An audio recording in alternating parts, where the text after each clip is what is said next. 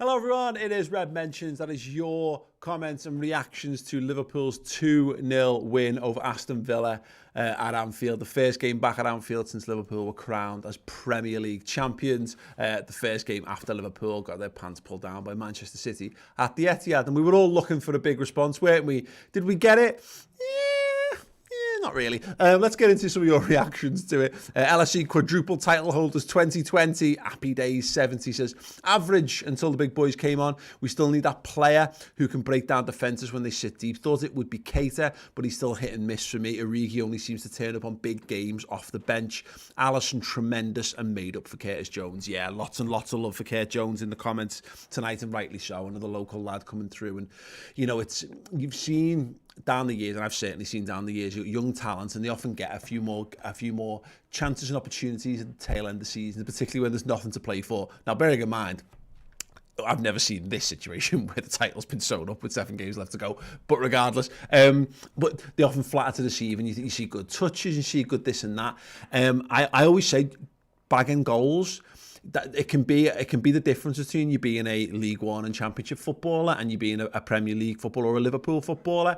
And Curtis Jones keeps doing that, keeps scoring goals for Liverpool, and it's not loads, but you know, you consider the smattering of appearances that he's made this season. I don't think you can ask too much more from him. He won a Merseyside derby in the FA Cup, you know, was brilliant. Therefore, in the coconut water advert, and he scored in the I think he scored in the League Cup as well. Then he got man of the match against MK Dons.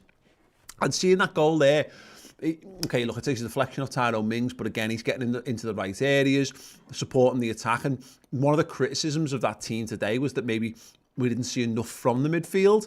It was good to see him come on and actually improve the levels, albeit it probably against quite a tiring Villa side by that point. But I see no sense in doing anything to detract away from Curtis Jones. Signed a contract extension, really, really good, and hopefully more to come from him. Henry Charles at HGC NYC.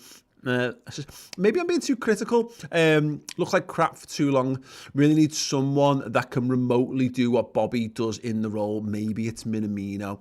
Genie is just as important as anyone in the squad. Totally different with him on. Alisson is sent from heaven. Jones! Champions. Yeah.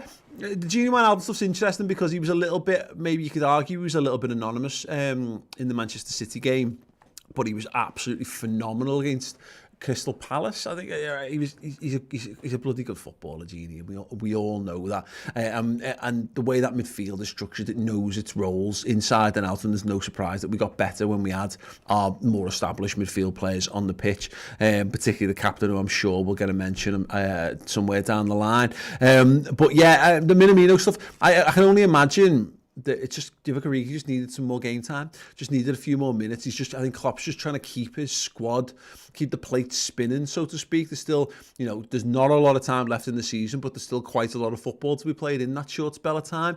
Bobby Firmino needs to be rested. Origi, look, he's there. He's a first team squad member. Wouldn't shock me if like we saw Shaqiri come off the bench, against Brighton, or maybe even get a start. You don't know, do you? I think he's trying to get his senior footballers starts and minutes, and then if the opportunity allows it, to bring some of the younger lads in just to give them a little bit of experience here and there.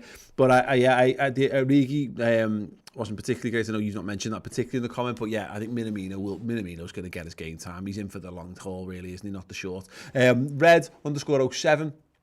Poo first half, better in the second. Grinding out wins is what we've had to do at times to win the league, and that's the thing. I think we were probably looking for this like procession, this like, now that the title's won, we can just play this brilliant football. And look, I think there'll be games to come between now and the end of the season. Crystal Palace is a good example of it, not really got anything to play for, and we just outworked them, outmatched them, outran them, outskilled them, all those things.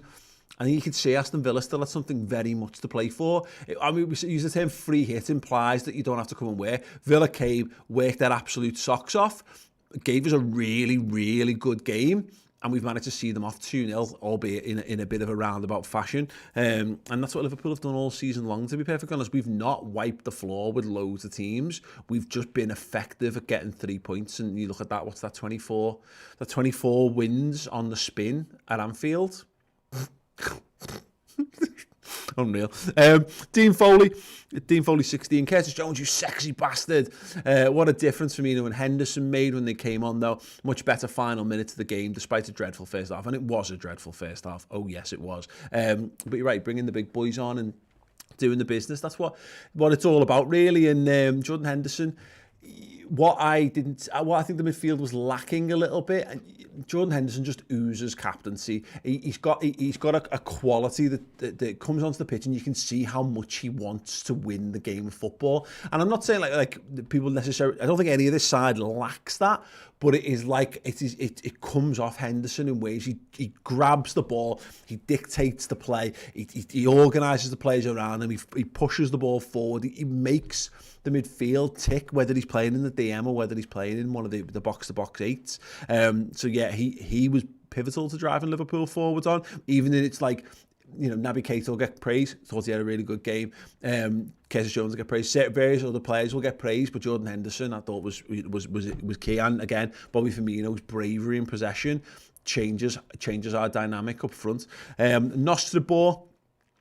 Boredom. Jones and Williams should start versus Brighton. They're showing more hunger than anyone else. The rest don't seem asked about the points. Total meh, can't be honest. I disagree, if I'm honest. I don't think I didn't see any lack of desire on Liverpool's part there.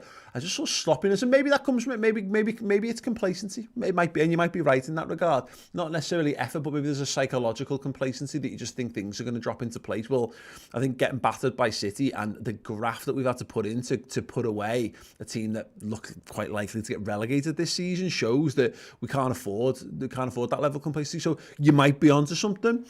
Nico Williams in particular, Andy Robertson had a poor game today, and it might be a good time to just get him in and get him on board. Particularly, obviously we saw no Milner, not even on the bench today. You know, we don't know how much longer he's got left in his legs. The more minutes Nico Williams plays, the better footballer he's going to be. So I would agree with that. And I love Curtis Jones. I'm an unabashed fan of Curtis Jones. So the more he can play, the better, really. LFC Oxlade, what was all the worry about? We know how this always ends. Yeah, that's what we've been doing all season long. Joe One-Chalk saying Curtis Jones has more Anfield goals this season than Bobby Firmino. He does, but Bobby Firmino, look, I don't think anyone with a set of eyes or half a football brain can't understand what it is that Firmino brings to Liverpool. He is so good. Samson Bond says Curtis Jones is the second coming of Pele, lads. Hair like my nan, but he's a fucking bad man. Yeah, I mean, your nan's got boss hair if that's the case. But no, yes, he's really good. I like him a lot. Jimmy LFC 25, 0 to 60. We were so damn slow. 60 to 90, we were so much better, quicker, more alert, and got the job done. Made up for Curtis. What a player. Yeah. Poor Scouser Tomo. The amount of games we win without playing well is both slightly worrying and wonderfully glorious. And Colin Resner saying midfield stability is greater than midfield creativity. Yeah, there you go. Liverpool finally put out the midfield. It's funny because we played that midfield against Genk and we battered them, and everyone was like, that should be Liverpool's midfield. And look, you can see for all the people, for everyone who wants to disrespect, whether it's Hendo or Gini or Milner or whatever, having a midfield that functions and understands its job, and that's not to say it can't change and it can't evolve, and I think it will. I think Naby Keita had a good game. I think Ox was a bit poor, but they all need minutes. They all need to get back into the swing of things. It's no surprise that Liverpool's established midfielders play well because they're established. And why are they established? Because they're really good as well. So we've got really good players who are totally established in the side and understand the system and understand where it plays and where everyone else in the system plays. Play well. Shouldn't come as a surprise, but yeah, there you go. And yes, Riff saying Hendo and Gini totally changed the game and never disrespect them again. Never do that. A couple of comments then from YouTube. A big shout out to Cyrus Siggs, who joins as a club captain on the Redmen memberships as well. Thank you so very much. Yeah, you can get access to custom emotes for the live streams if you do that, and tier 2 and tier 3 subscribers get tomorrow's final word show as well. Elliot Santos, Keita is improving, but the likes of Origi and Ox are not good enough. They bring absolutely nothing to the table. The Ox stuff, I think, is recency bias that's done him there. I think the Origi stuff, I agree. I don't think you're going to get better from Divock Origi than we've had from Divock Origi. Not given that he's not going to be a first choice player for us. I don't think he's only ever going to be a decent-ish option to play on the left-hand side if we need. And if you need a lad who can just score a goal but not necessarily suit the system, he'll do a job for you in centre forward, fine. But yeah, I think that look, it might be time to see more of Ryan Brewster next season. But again, probably maybe even be a little bit too early for him. But Oxlade-Chamberlain, I'm not having that. I mean, he's not necessarily set the world alight since coming back. Does he look good off the bench against Palace, to be fair? But Ox is class. Ox is class.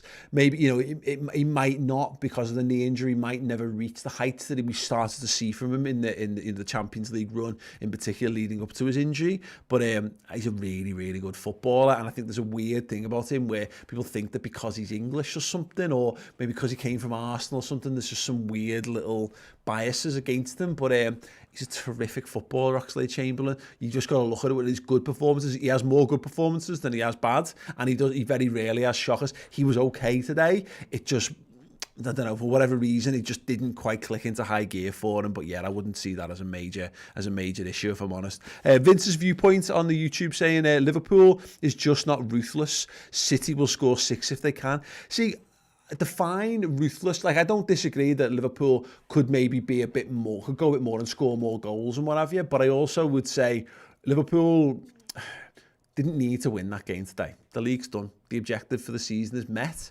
Now, could they have just gone, all right, fine, I'll let the game peter out? Yeah, but they never. They went for it, they pressed, they continued to harry, they continued to turn up the pressure on Villa, and they came away with a 2-goal win, despite the fact they were poor for large portions of the game. I'd call that ruthless, to be perfectly honest. I don't know what you would say. But let me just have one last quick look through the final of the comments. We've got a super chat in here from the Grizzy Poo. It's a great win. I think you guys should do a Meet the Redmen TV lads event at some point. Could be drinks, could be dinner. Just monetize the fact we want to meet you. No, we will not do that because it's weird. But we will do live shows again. We've done them in the past, and we will do them again. We had great fun. I mentioned the Gent game. It was the last time we did a proper live show.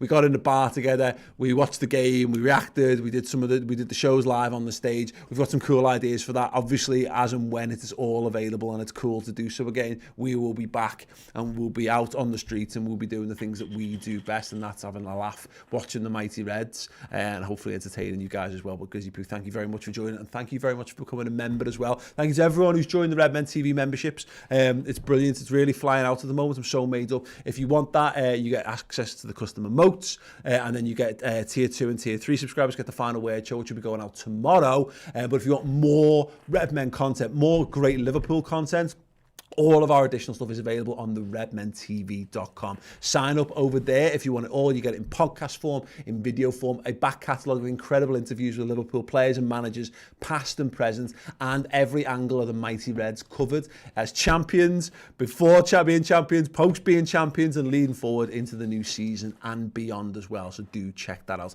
Thank you so much for your comments. The Instant Match Reaction Show is coming up next. If you're live, click over to the YouTube channel, follow the link there, or there'll be a link in the comments section. Me and Chris are going to be doing about 15 minutes talking through this game, so we'll see you over there.